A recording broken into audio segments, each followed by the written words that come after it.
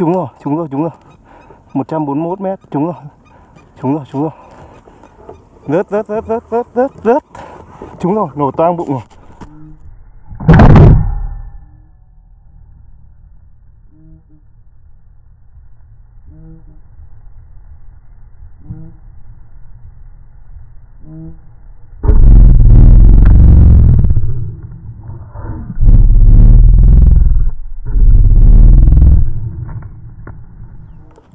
Hoa đẹp đó, em đi hoa đẹp đó. Chắc lại khoảng 74, 75 mét. 70 mét đi. Chắc 75 mét. Chết rồi. Hai con rụng rồi. Rụng. Kia gắp đồng mấy con, tôi xoài khoảng 4-5 con. Đó, nhìn thấy chưa? Bay trắng. Đây xem tôi đưa. Ở đây đây.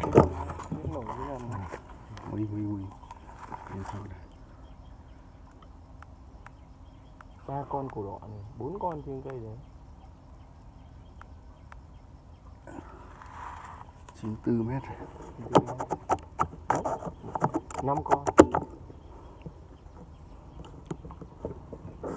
Hậu đi đâu ra neo về nữa nhỉ?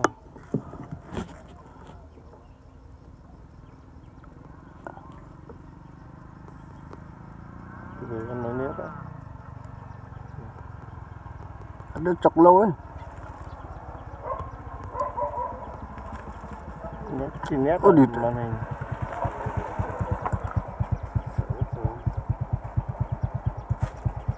Địt vẻ. Bên cạnh con nữa đây. Đấy, trên cao hai con củ đỏ ấy. Cao lại là. Lại chọc. Tắt máy đi.